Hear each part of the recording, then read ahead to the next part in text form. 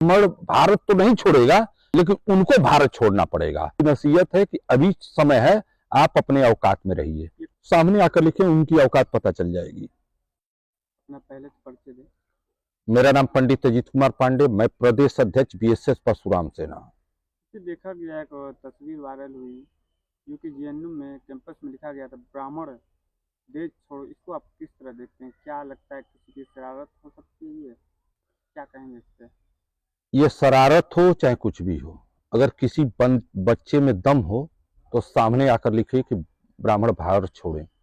आपने देखा होगा विगत कुछ दिन पहले मऊ में ही ऐसा जो है बहुजन मुक्ति मोर्चा द्वारा एक कहा गया था, नारा लगाया गया था कि ब्राह्मण भारत छोड़े, ब्राह्मण विदेशी हैं। मैंने तत्काल इस मामले को गंभीरता से लेते हुए उस पर उन लोगों के ऊपर मुकदमा पंजीकृत कराया। अगर उनकी हिम्मत है तो सामने लिखें और सामने आकर बोलें कि ब्राह्मण भारत छोड़े। जिस दिन ऐसा हो जाएगा ना, तो उनकी औकात जो है ब्राह्मण समाज बताने के लिए और बीएसएस परशुराम सेना के लोग बताने के लिए तैयार बैठे हुए हैं। जरूरत पड़ेगी तो हम कोई भी लड़ाई लड़ने के लिए तैयार हैं। अगर उनकी यही इच्छा है कि ब्राह्मण भारत छोड़ें, तो ब्राह्मण भारत तो नहीं छोड़ेगा, लेकिन उनको भारत छोड़ना पड़ेगा। तो उनको ये नसीहत मैं दे रहा हूं कि अभी भी समय है, आप समझ जाइए, क्योंकि ब्राह्मण ने कुर्बानी दिया है देश के लिए। अन्य लोगों ने कम दिया है कि जितना कि ब्राह्मण ने कुर्बानी दिया है। तो इसलिए उन लोगों को मेरी नसीहत है कि अभी समय है, आप अपने औकात में रहिए। ये कौन लोग हैं जो बार बार ये कह रहे हैं कि ब्राह्मण देश छोड़ो, लिख के जता रहे हैं कि ब्राह्मण इस देश को छोड़ो? ये कौन लोग आखिर में हैं? ये शरारत जो है, देखिए, कुछ तो विदेशी ताकत है, कुछ ऐसे लोग हैं कि धर्म को नहीं मानने वाले हैं, कुछ ऐसे लोग हैं कि जिसको ब्राह्मण से बहुत ज्यादा प्रभाव। आप जानते हैं कि ब्राह्मण सदा ही बुद्धिमान व्यक्ति रहा है। ब्राह्मण सदा ही हर जगह देखिए तो ब्राह्मण आज भी नौकरी में जितने हैं ब्राह्मण ही निकलते हैं, और उसमें कोई किसी का ऐसा नहीं है। आरक्षण के बावजूद अगर इतने बच्चे जो नौकरी पाते हैं, चाहे कोई चीज पाते हैं, तो वो अपनी मेहनत करके पाते हैं। लेकिन जो लोग भी ये साजिश रच रहे हैं, उन्माद फैला रहे हैं, तो ये लोग गलत कर रहे हैं। जो भी हो, मैं ये नहीं कह रहा हूं, मैं किसी संगठन और किसी जाति और किसी धर्म का नाम नहीं ले रहा हूं, लेकिन जो लोग भी ये कर रहे हैं वो गलत कर रहे हैं। और आने वाले समय में अगर उनकी इतनी ही मानसिकता है, इतना ही दम है, इतनी ही क्षमता है, सामने आकर लिखें, उनकी औकात पता चल जाएगी।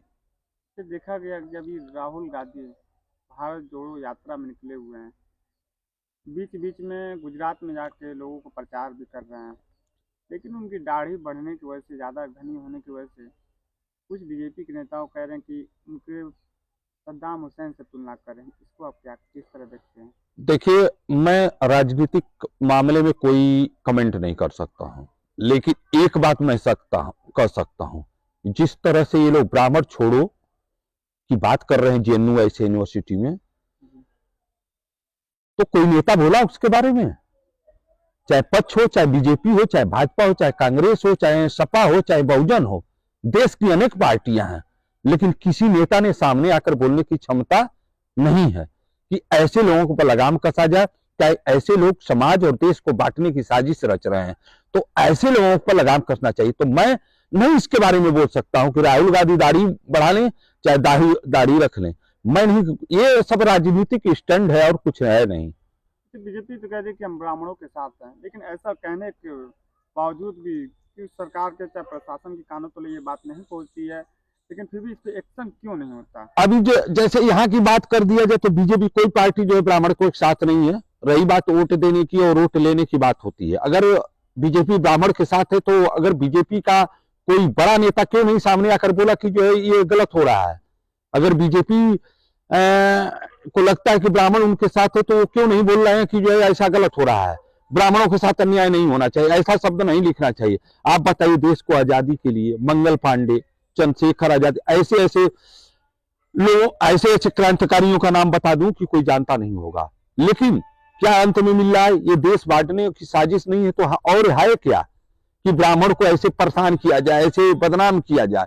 ये सब है। अगर बीजेपी के नेता अगर गंभीरता से लेते हैं तो उनको इसका विरोध करना चाहिए और आकर जो है इसकी बात करना चाहिए कि ऐसे शब्दों का प्रयोग नहीं होना चाहिए।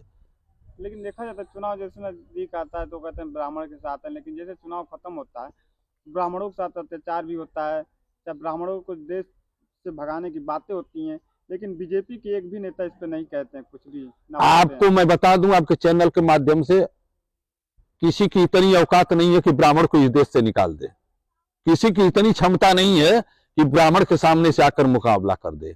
किसी की इतनी मां दूध नहीं पिलाई है कि ब्राह्मण से मुकाबला कर सके। अगर किसी की क्षमता है तो आकर बैठकर मुकाबला कर ले।